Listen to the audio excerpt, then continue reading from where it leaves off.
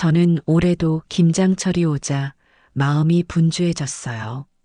매년 배추를 고르고 소금을 뿌려 절이는 일부터 한겨울을 대비한 온갖 재료 준비까지 생각보다 손이 많이 가는 작업이니까요. 다른 사람들은 늦가을이 되면 단풍놀이나 외식을 즐길지도 모르지만 저에겐 김장이 1년 중 가장 큰 행사처럼 여겨진답니다. 집안의 겨울 양식을 마련하는 일이기도 하고 옛날부터 우리 어머니와 할머니께서 이어온 전통이기도 하니까요. 게다가 예전에는 동네 아주머니들이나 친척들도 많이 모여서 함께 도왔는데 요즘은 하나둘 연세가 들거나 사정이 생겨서 쉽게 참여하기 어렵게 되었어요. 그래서 점점 일이 제게만 집중되는 느낌이라 허리가 욱신거리고 손목이 시려도 혼자서 대야를 몇 개나 깔아놓고 배추를 절여야 하죠. 그런 와중에 가장 아쉬운 건 바로 며느리예요. 결혼 초에는 가끔 모여서 김치 맛을 보고 수다를 떨곤 했는데 어느새부터인지 김장철이 가까워지면 번번이 바쁘다며 얼굴 한번 제대로 보여주지 않더라고요. 저는 젊은 사람들 사정도 있을 테니 너무 구속하면 안 되겠다고 생각하면서도 속으론 조금 서운한 마음이 커졌어요. 그러다 보니 어느 순간부터는 그래도 가족인데 한 번쯤 같이 해보면 어떨까 하는 기대를 품게 되었지요. 그래서 올해는 미리 일정을 조정하고 시장도 일찍 다녀와서 재료를 풍성히 마련했어요. 혹시 며느리가 마음 먹고 참여하겠다고 하면 잘 알려줄 준비를 하고 싶었거든요. 하지만 김장날이 점점 다가오는데도 며느리 쪽에서는 조용했어요. 저는 혹시 몰라 전화를 해보기도 했어요. 올해는 꼭 함께 김장을 해보면 어떨까 해서. 시간 좀 낼 수 있니? 이렇게 살짝 물어봤지만 며느리는 회사 일이나 다른 일정이 겹쳤다며 미안하다는 말만 남기고는 결국 오지 않았어요. 예전이었다면 요즘 젊은 사람들 다 그렇지 뭐하고 가볍게 넘겼을지도 몰라요. 그런데 몇 해째 계속 혼자서 이렇게 대량의 김치를 담가야 하다 보니 저도 점점 체력적으로 버거워지는 걸 느끼고 있었거든요. 그러다 보니 섭섭함이 자꾸 쌓였어요. 그래도 어쩌겠어요. 김장을 안 할 수도 없으니 일단 저 혼자서라도 모든 준비를 해야 했어요. 김장 첫날은 언제나 배추를 절이는 작업부터 시작해요. 배추를 쌓아놓고 한 장 한 장 펼쳐가며 굵은 소금을 뿌리고 물을 부어가며 절이는 과정이 힘들지만 가장 중요한 단계죠. 배추가 잘 절여져야 나중에 양념을 넣었을 때 간이 고루 배이고 식감이 아삭아삭하게 살아나거든요. 저는 마당에 커다란 고무대야 3개를 일렬로 나란히 놓아두고 배추를 한 번에 넣었다 뺐다 하면서 시간을 맞춰가요.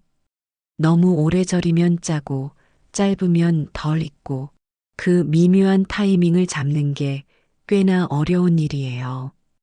이 작업이 하루를 꼬박 잡아먹기도 해서 중간에 허리를 몇 번씩 펴줘야 몸이 견딜 수 있답니다.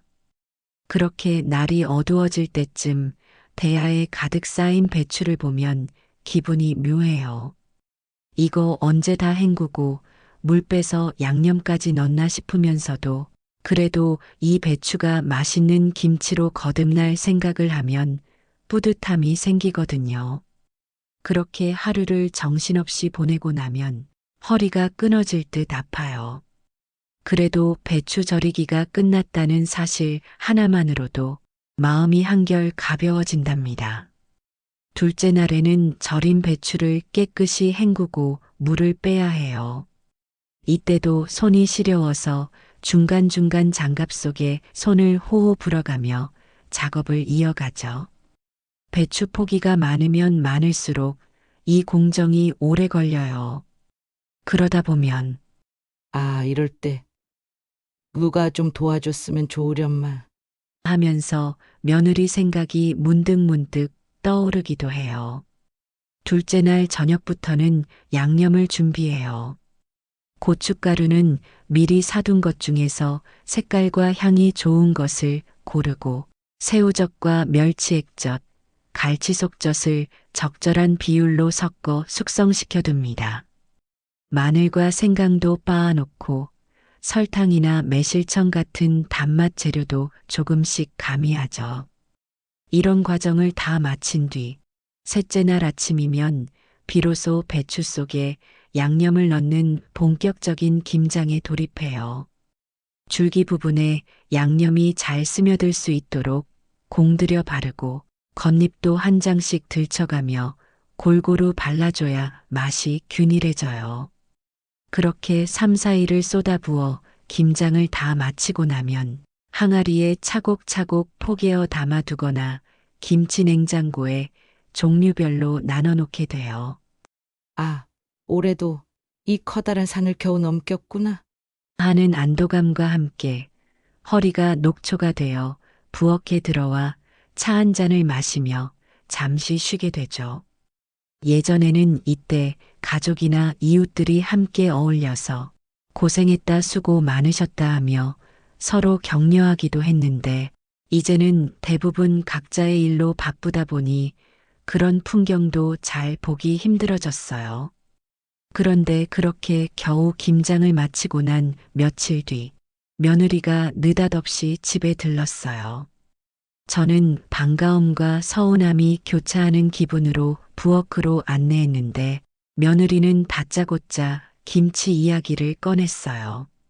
이번에 담그신 김치가 그렇게 맛있다던데요. 저도 조금 가져가도 괜찮을까요? 저는 속으로 생각했어요. 김장할 때는 코빼기도 안 보이다가 이제 와서 김치를 가져가려고 하는 건가? 그래도 겉으론 표정을 관리하며 흔쾌히 허락했죠. 며느리도 우리 가족이나 다름없으니 김치를 나눠주고 싶은 마음이 없는 건 아니거든요. 문제는 며느리가 말하는 조금의 기준이 저랑 너무 달랐다는 거예요. 저는 조금이라길래 한두 통 정도려니 했는데 결국 커다란 통들을 꺼내서 가득가득 담아 트렁크에 싣고 떠났지요. 난감했지만 굳이 제지를 하지도 않았어요. 떠나고 난 부엌에는 텅 빈 자리들만 남았고 저는 한편으로 씁쓸함이 밀려왔어요. 김장을 함께 했으면 이렇게 얄미운 기분은 들지 않았을 텐데 하는 아쉬움이 크게 다가왔어요. 며칠 뒤 며느리는 한술 더 떠서 친정에도 나누고 친구들에게도 자랑하느라 김치가 더 필요하다고 연락을 해왔어요. 저는 이번에는 그냥 넘어가면 안 되겠다는 생각이 들었어요. 그동안 쌓였던 섭섭함도 있고 며느리가 계속 무료 김치 창고처럼 여기는 것만 같아 가만히 있을 수 없었죠. 그래서 며느리에게 직접 말했어요. 김장이라는 게 쉽지 않으니 한 번쯤은 과정을 몸소 경험해 보면 어때? 사실상 며느리에게 참교육을 시작해야겠다고 마음먹은 순간이었죠. 그러나 며느리는 애매한 반응만 보였어요. 마치 김장이라는 걸 중노동처럼 생각하는 기색도 보이고 요즘 회사가 바빠서 시간을 내기 어렵다며 대화를 슬쩍 돌리더라고요. 저는 그 모습을 보며 심각해졌어요. 이러면 해마다 똑같은 일이 반복되겠구나.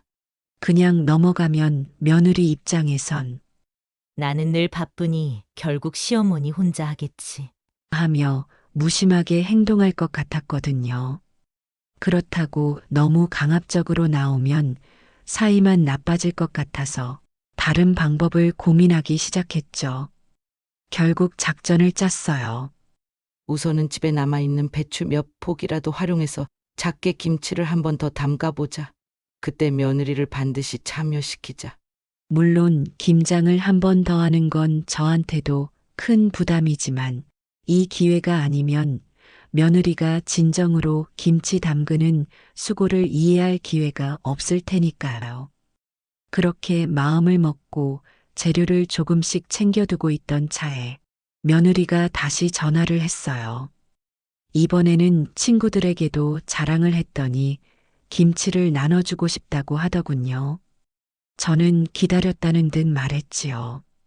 딱 잘 됐구나. 마침 집에 배추가 몇 폭이 남아서 작게나마 한 번 더 담그려고 해. 직접 해보면서 가져가면 더 뜻깊지 않을까?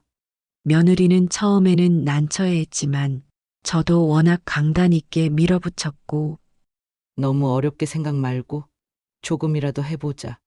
부드럽게 설득하자 어찌저찌 수락했어요. 저는 속으로 드디어 기회가 왔구나 싶어 은근히 들떴어요. 김장을 한번 해본다면 며느리가 예전처럼 쉽사리 김치를 왕창 가져가려 들진 않으리라는 기대감이 들었죠. 며느리가 약속한 날, 저는 새벽부터 부엌을 정리하고 마당에 대야를 2개 깔아놓았어요. 작은 양이지만 그래도 채소를 다듬고 절이는 과정이 간단치 않거든요. 마늘과 생강도 일부러 다 다지지 않고 조금 남겨두었어요. 며느리가 오면 직접 빻아보게 해서 그 수고로움을 알게 하고 싶었거든요. 시간을 보니 약속 시각을 조금 지나서야 며느리가 도착했어요. 죄송해요. 길이 좀 막혀서 늦었습니다. 하는 수 없이 저는 괜찮다고 웃으며 대답하고는 바로 배추부터 건네줬어요. 우선 배추 뿌리 부분 좀 도려내고 상한 잎이 있으면 골라내자. 차근차근 알려주었죠. 며느리는 처음엔 자신만만해 보였지만 잠시 뒤 표정이 굳어졌어요. 계속 배추를 들고 칼을 움직여야 하는 데다가 잘못하면 배추가 망가질 수도 있으니 긴장되는 거예요. 그렇게 1시간을 꼬박 보내니 며느리 이마에 땀이 송글송글 맺혔어요. 며느리는 헛웃음을 지으며 말했죠. 아니, 이게 생각보다 훨씬 힘드네요. 그제야 저는 속으로 드디어 조금이나마 깨닫는구나 하고 생각했어요. 배추 손질이 끝나면 소금에 절이는 작업을 해야 하고 그 사이 재료 손질도 해야 하니까요. 쉬울 리가 없죠. 저는 곁에서 물 한 잔을 건네며 며느리를 달랬어요. 이렇게 수고롭게 담가야 겨울에 맛있는 김치를 먹을 수 있다는 거지. 이윽고 배추 절이는 단계에 들어갔어요. 큰 그릇에 물을 받아놓고 소금을 적당한 양으로 뿌려주어야 하는데 이것도 손이 많이 가요. 얼마나 넣어야 적당하죠? 며느리는 물었지만 저 역시 정확한 레시피보다는 오랜 경험에서 오는 감각으로 판단하니 말로 설명하기가 쉽지 않답니다. 직접 조금씩 뿌려보며 감 잡아봐라. 며느리는 무작정 소금을 왕창 쏟다가 배추잎 위에 한 덩어리가 내려앉아 화들짝 놀라서 다시 소금을 걷어내기도 했어요. 그 모습을 보니 예전 초보 시절 저를 보는 것 같아 웃음이 났어요. 그렇게 배추를 절이는 동안 며느리는 옆에 놓인 마늘, 생강, 무 같은 재료들을 다듬었어요. 제가 미리 다 손질해 두지 않은 이유가 바로 이때 빛을 발했죠. 어머니, 이거 다 해야 해요? 며느리는 난감해했지만 실제 김장에서는 이것보다 훨씬 많은 양을 하루 종일 다듬어야 한다고 말해줬어요. 그러자 며느리는 연신 감탄을 하며 칼을 열심히 움직였어요. 하루 이틀이 아니라 몇 년 동안 이 수고로운 과정을 매년 해왔다는 사실에 이제야 제게 고개가 숙여졌는지 말수가 줄더군요. 점심때가 되자 저는 잠시 부엌에 들어가 간단한 국과 반찬을 준비해 며느리와 함께 먹었어요. 허기를 달래고 나니 며느리도 다시 기운을 차린 모양이었어요. 마당에 나가 며칠 전에 절여둔 다른 채소들과 함께 양념을 만들기 시작했죠. 고춧가루를 대야에 적당히 덜어 넣고 새우젓과 멸치액젓, 그리고 미리 다진 마늘과 생강을 조금씩 섞어봤어요. 중간중간 맛을 봐가면서 짠지 매운지 확인해야 한다. 며느리는 고무장갑을 끼고 양념을 버무리다가 눈을 크게 뜨고 놀라더라고요. 맵네요. 저는 웃으며 장난스럽게 받아쳤어요. 김치는 이렇게 칼칼해야 제맛 아니겠니? 그런데 생각보다 매운 기운이 강했는지 며느리가 물을 벌컥벌컥 마시는 걸 보니 조금 미안한 마음도 들었어요. 그래도 이 과정을 겪어봐야 이게 쉬운 일이 아니구나 하고 온몸으로 느낄 테니 저는 쓴웃음을 지으며 지켜봤답니다. 그렇게 양념이 어느 정도 완성되면 절인 배추를 하나씩 꺼내 속을 채워 넣어야 해요. 이 작업이 사실 김장 중에서도 가장 품이 많이 들어요. 배추 겉잎과 속잎을 한 장씩 넘기면서 양념을 고루 펴 발라줘야 하거든요. 조금만 신경을 덜 쓰면 어떤 부분은 양념이 뭉치고 다른 부분은 아예 닿지 않아서 맛이 고르지 않게 됩니다. 저는 시범을 보이기 위해 배추 한 포기를 손에 들고 잎 사이사이에 양념을 바르는 모습을 천천히 보여줬어요. 며느리는 그걸 유심히 지켜보더니 이내 스스로 포기를 들어 시도해 봤어요. 어느 순간부터는 등에 땀이 송글송글 맺히고 숨소리가 거칠어졌지만 잠자코 집중해서 하더군요. 해질녘 무렵이 되어서야 작은 양의 김치를 다 담글 수 있었어요. 이제 거의 끝났으니 배추 한 포기만 잘라서 조금 맛보자. 며느리도 궁금해하길래 칼로 배추 한쪽을 잘게 썰어서 접시에 옮겨 담아 같이 시식해 봤죠. 아무래도 방금 담근 거라 양념이 잘 배지는 않았고 배추 본연의 아삭함과 매운맛이 그대로 느껴졌지만 오히려 그 매력이 있었어요. 오, 이 정도면 나중에 익었을 때 정말 맛있겠네요. 며느리는 눈을 반짝이며 그렇게 말했고 저는 속으로 생각했어요. 그래, 이제 조금은 알았겠지. 이 김치가 그냥 만들어지는 게 아니라는 걸. 곧 며느리가 수고했다며 허리를 펴고 한참 쉬고 싶다는 표정을 지었어요. 저는 웃으며 장갑을 벗고 손을 씻으며 말했죠. 많이 힘들었지? 근데 이게 양이 큰 김장일 때는 배추가 몇십 포기가 아니라 몇백 포기도 하곤 해. 그 과정을 매년 반복해야 온 식구가 겨울을 편히 보낸단다. 며느리는 고개를 끄덕이더니 이내 표정이 숙연해졌어요. 그리고 제게 조용히 말했어요. 정말 매년 이렇게 하셨다는 게 믿어지지 않아요. 저도 이제 조금씩이라도 도울 테니 너무 무리하지 마세요. 그 한마디가 제 마음에 큰 위안이 됐어요. 사실 저는 김장 도와주는 사람이 당장 필요하다는 생각보다는 적어도 이 수고에 대한 이해는 해주면 좋겠다는 바람이 더 컸거든요. 이제 며느리가 직접 경험해보니 생각 없이 김치 좀 주세요 할 때와는 전혀 다른 마음을 갖게 될 거라고 믿었죠. 며느리는 집에 갈 때 그날 담근 김치를 조금 챙겨갔어요. 예전 같으면 호기롭게 왕창 가져갔을 텐데 이번에는 오히려 조심스러워하면서 이 정도면 되겠죠? 하고 의논하는 모습이 귀엽기도 하고 기특하기도 했어요. 그래, 얼마든지 가져가라. 저는 방긋 웃었답니다. 힘들다는 걸 몸소 겪어보니 이전처럼 무작정 큰 통에 담아가는 일은 못하겠던 모양이에요. 며칠 후 가족들이 모이는 자리에서 며느리는 은근히 이번 김장 체험을 자랑하듯 이야기했어요. 이번에 어머니랑 같이 배추 손질부터 절이는 것까지 해봤는데 진짜 어깨랑 허리가 엄청 아프더라고요. 그래서 그런지 김치가 훨씬 소중하게 느껴져요. 이런 식이었죠. 주변 사람들도 호응해 주었어요. 그래도 직접 해봤다니 대단하다. 저는 그 대화를 들으며 흐뭇했어요. 마치 자녀가 시험에서 좋은 성적을 거둔 걸 본 부모의 기분이랄까요? 며느리가 그 과정을 몸으로 겪은 뒤에는 김치를 대하는 태도가 아주 달라졌거든요. 이후로 며느리는 한 번씩 문자를 보내 묻곤 해요. 김치 잘 익고 있나요? 배추가 올해는 어떤가요? 처음엔 조금 의아했어요.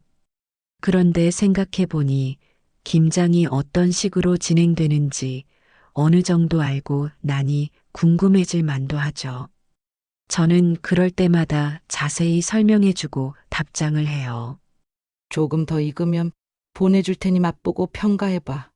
그러면 며느리는 화답하더군요. 네, 고맙습니다. 다음에는 저도 좀 더 도울게요. 솔직히 저는 며느리가 매년 빠짐없이 김장을 함께하길 바란다기보다는 이렇게라도 관심을 가져주고 그 수고를 이해해 주는 것만으로도 만족스러워요. 몇 해 전만 해도 너무 당연하게 김치를 잔뜩 가져가곤 했는데 이젠 조금이라도 미안하고 고마워하는 마음을 표하니 그걸로 충분하죠. 이런 변화가 바로 제가 노리던 참교육의 핵심 아니겠어요. 혼내거나 지적하기보다는 직접 겪어보게 해서 깨닫게 만드는 일이 훨씬 효과가 크다고 느꼈어요. 한편으로는 이번 계기로 며느리와 정서적으로도 가까워진 기분이에요. 그날 함께 김장하던 중간중간에 이런저런 이야기를 나눴거든요. 제가 예전에 시어머니께 김장을 배우던 때의 추억이며 시골 마당 한가운데에서 화로에 불 지펴놓고 배추를 다듬던 어린 시절 이야기도 해줬어요. 며느리는 그 얘기를 들으며 마치 옛날 영화를 보는 것 같다며 신기해했죠. 저는 그때 느꼈어요. 이런 식으로 세대가 이어지고 문화를 전수하는 거구나 하고요. 그 뒤로 또 한두 주 지나 며느리가 집에 들렀는데 이번에는 제안을 했어요. 어머니, 혹시 다음번에는 배추 조금 더 구매해서 친정에 함께 전해주면 어떨까요? 이게 사소해 보이지만 저로서는 큰 진전이라 느껴졌어요. 이제는 김장 자체를 귀찮고 힘든 일이 아니라 누군가에게 나눠주고 싶은 마음이 드는 소중한 과정으로 보게 된 듯 했거든요. 저는 기쁜 마음으로 즉시 답했어요. 그럼 좋지. 내심 이 아이가 벌써 이렇게 달라졌나 싶어서 흐뭇해졌답니다. 김치가 단순한 반찬이 아니라 식문화의 중요한 뿌리라는 사실을 며느리도 이번 기회에 조금이나마 깨달았을 거예요. 저도 처음부터 엄격하고 무섭게 했으면 오히려 반발심만 키웠을지도 모르는데 비교적 온화한 방법으로 체험을 유도한 게 주요했다고 봐요. 물론 체험 하루 만에 모든 걸 완벽히 알 수는 없겠지만 최소한 김장은 이렇게나 힘들고 복잡한 일이구나 라는 깨달음만으로도 충분히 가치가 있다고 생각해요. 어느 날 밤 저는 잠이 오지 않아 누운 채로 가만히 생각에 잠겼어요. 배추를 절이고 양념을 만드는 과정, 그리고 마지막에 익어가는 김치 향기까지. 제게는 너무도 익숙한 일들이지만 며느리에겐 낯설고 버거운 일이었겠죠. 그러니 처음엔 김장에 관심조차 두지 않았을 거예요. 그런데 이번에 직접 몸을 쓰고 땀을 흘려보니 시댁에서 공수해 오는 김치가 얼마나 공이 들어간 식품인지를 실감했을 테죠. 이런 과정이 바로 가족 간 이해와 유대감을 깊게 만드는 게 아닐까 싶어요. 다음 날 아침 부엌에 들어가 김치 상태를 살펴봤어요. 통 하나를 열어봤더니 배추 겉부분이 이미 빨갛게 물들어 있었고 국물에서도 새콤하면서 알싸한 내음이 풍기더군요. 이제 슬슬 익어가는구나 싶어서 조금 덜어 맛을 봤어요. 아직은 덜 숙성됐지만 그 나름대로 맛있었어요. 며느리도 이 맛을 보면 흐뭇해하겠지. 하면서 혼잣말을 했답니다. 예전에는 독방에서 혼자 이런 행복감을 음미해 왔다면 이젠 가족 누군가와 공유할 수 있다는 점이 커다란 기쁨이에요. 며칠 후에 며느리가 다시 왔을 때 제가 권했어요. 이 김치 이제 조금 익었으니 맛 좀 봐라. 며느리는 한 입 먹더니 눈을 동그랗게 뜨고는 감탄했어요. 정말 달라졌네요. 향이 더 깊어졌어요. 저는 그 반응을 보며 말했죠. 김치는 익어가는 과정이 참 묘하단다. 시간이 들어가야 비로소 완성되는 식품이니까. 그러자 며느리는 고개를 끄덕이며 답했어요. 그날 땀 흘린 기억이 있어서 그런지 먹는 맛이 배가 되는 느낌이에요. 이 한마디가 제게는 사이다처럼 시원하게 들렸어요. 그날 며느리는 이전과 달리 김치를 가득 채워가진 않았어요. 필요하면 또 말씀드릴게요. 라고 하며 조심스럽게 한두 통만 챙겼죠. 바쁜데도 왔으니 많이 가져가라. 저는 오히려 권했지만 며느리는 웃었어요. 아니요. 요만큼이면 충분해요. 자칫 양을 너무 많이 가져가면 그걸 다 소화하는 것도 일이란 걸 깨달은 듯해요. 예전 같으면 많으면 많을수록 좋지 했을 텐데 실감이 생기니 생각이 달라졌구나 싶었죠. 결국 올해 김장은 예상 밖으로 며느리의 작은 참여 덕에 저에게도 좋은 기억이 되었어요. 처음부터 끝까지 함께하진 않았어도 중간이라도 체험해 보니 서로 이해의 폭이 넓어지는 걸 느꼈거든요.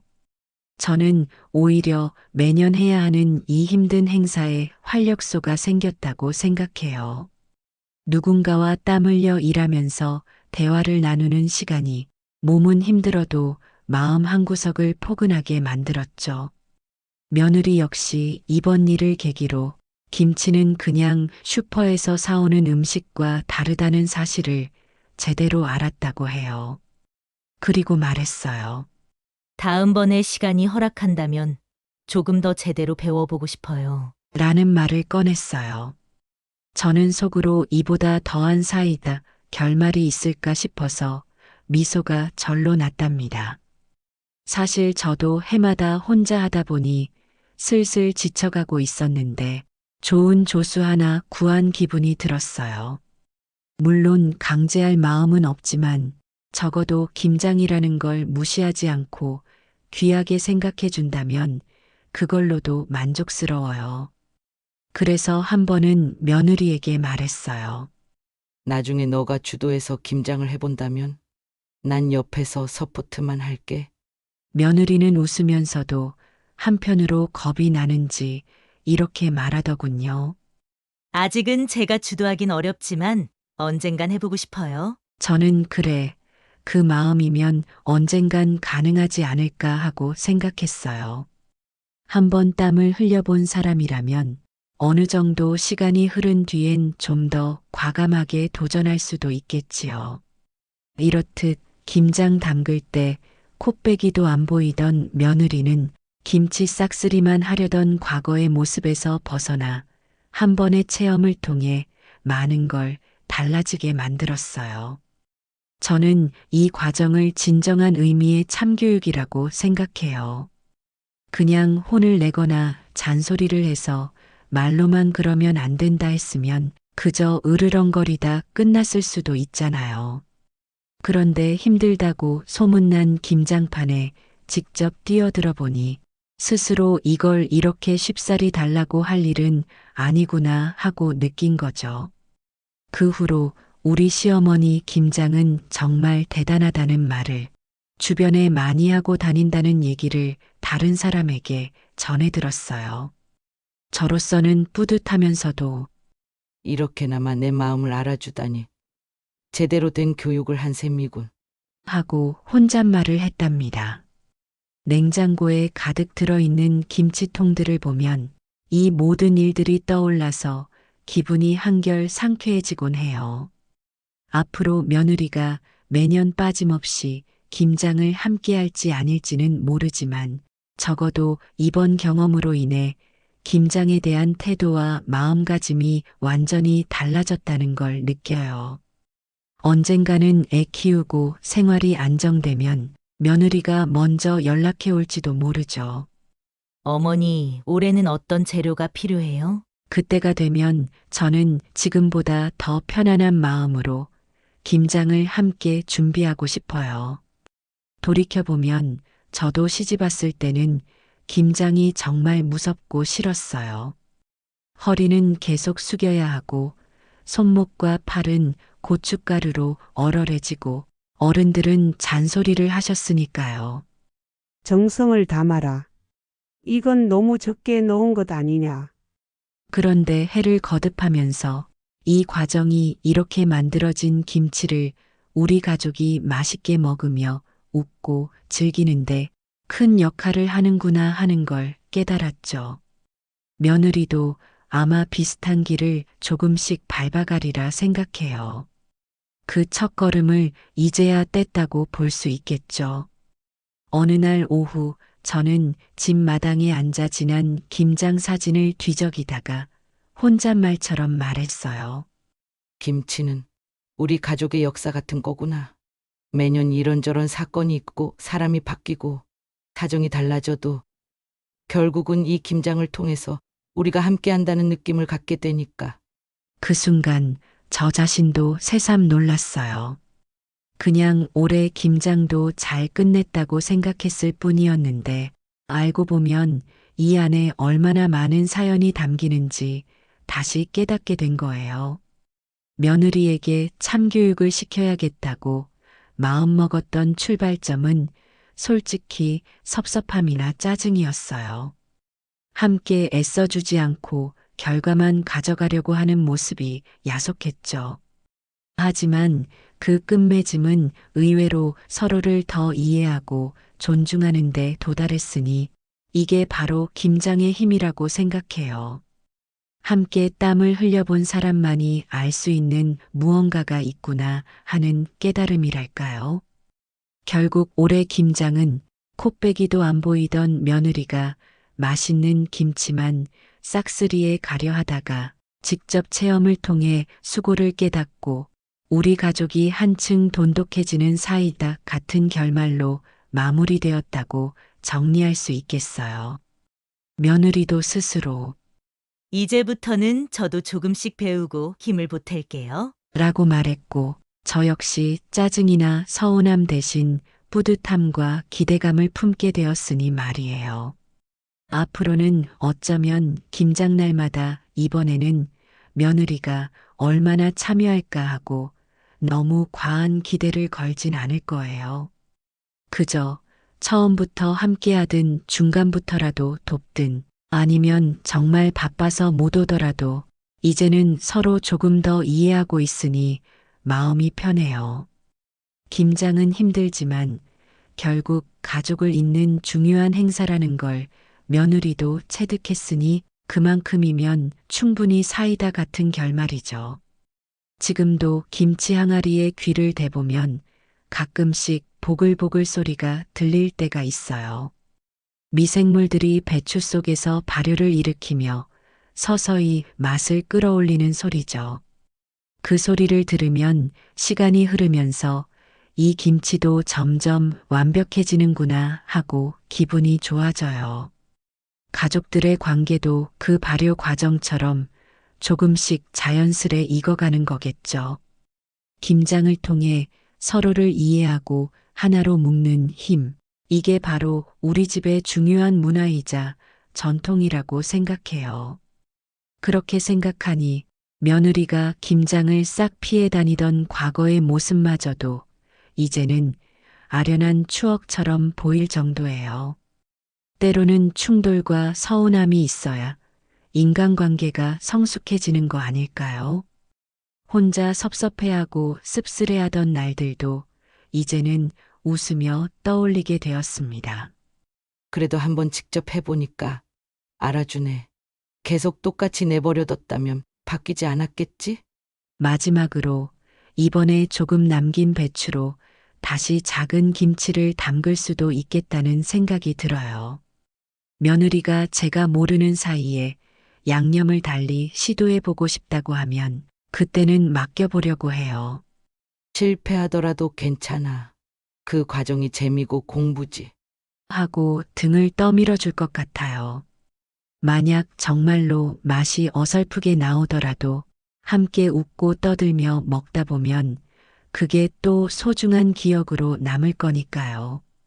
이처럼 김장은 단순히 한 시어머니의 노동이 아니라 가족의 식탁과 문화, 그리고 마음을 함께 버무리는 거라고 생각해요. 얌체 며느리 한 명쯤이야 있을 수도 있지만 결국엔 참교육을 통해 서로 손잡고 웃으며 식탁에 마주 앉게 되는 게 우리의 전통 아니겠습니까? 이제 저는 이 결말을 시원한 사이다로 표현하고 싶어요. 그 사이다 맛이 결국은 무심한 며느리도 서운했던 시어머니도 모두를 시원하게 만들어 주었으니까요. 올겨울에도 우리 집 식탁에는 김치가 빠지지 않을 거예요. 이거 어제 먹었을 때보다 더 익어서 맛있네. 가족들이 웃고 조금 더 시원해지면 국물에 밥 말아 먹어야지. 때로는 즐거워하겠지요. 그 풍경을 떠올리면 허리가 아파도 마냥 기쁜 건 아마도 김장을 통해 우리가 한층 가까워졌다는 걸 느끼기 때문일 거예요. 저는 매년 이맘때면 김치 한 조각을 입에 넣고 그 깊고 칼칼한 맛을 음미하며 이렇게 생각하곤 합니다. 결국 모두가 함께 익어가는 거야.